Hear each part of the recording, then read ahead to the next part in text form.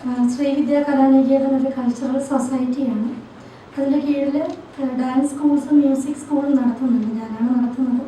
ഞാൻ ഭരതനാട്യം MA വിദ്യാമ്മയ്ക്ക് വേണ്ടി MA കരസ്ഥമാക്കി എന്ന് വേണമെങ്കിൽ പറയാം. കാരണം ക്വാളിഫൈഡ് ആയിട്ടുള്ള ഒരാൾ തന്നെ വിദ്യാമ്മയുടെ ഒരു സ്ഥാപനം നടത്തണം എന്നുള്ളത് കൊണ്ട് ചെറുതിലെ ഡാൻസൊക്കെ കളിക്കുമായിരുന്നെങ്കിലും വിദ്യാമ്മ തന്നെ പലരോടും പറയുമായിരുന്നു, വിദ്യാമ്മയുടെ ഡാൻസ് സ്കൂളിന് ആദ്യത്തെ ഗുരു, വിദ്യാമ്മയുടെ ആദ്യത്തെ സ്റ്റുഡൻറ്റും ഞാനായിരിക്കും എന്ന് വേറെ പലരോടും വിദ്യാമ്മയുമായിട്ട് കണക്റ്റഡ് ആയിട്ടുള്ള വെൽവിഷേഴ്സിനോട് പറഞ്ഞിട്ടുണ്ടായിരുന്നു.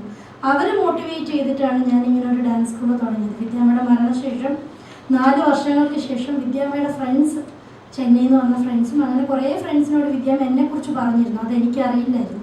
അപ്പോൾ അങ്ങനെ ആ ഫ്രണ്ട്സ് എല്ലാവരും കൂടെ മോട്ടിവേറ്റ് ചെയ്തതിൻ്റെയും കുറച്ചൊന്നും എന്നെ കുറ്റപ്പെടുത്തുന്ന പോലെ അഞ്ചിത എല്ലാം ചെയ്യുമെന്ന് പറഞ്ഞിട്ടൊന്നും ചെയ്തില്ലല്ലോ എന്ന് പറഞ്ഞപ്പോഴാണ് ഞാനിങ്ങനെ ഒരു ഡാൻസ് സ്കൂളിനെ കുറിച്ച് ചിന്തിച്ചത്. ഇന്നിപ്പോൾ 4 സെൻറ്റേഴ്സാണ് നമുക്ക്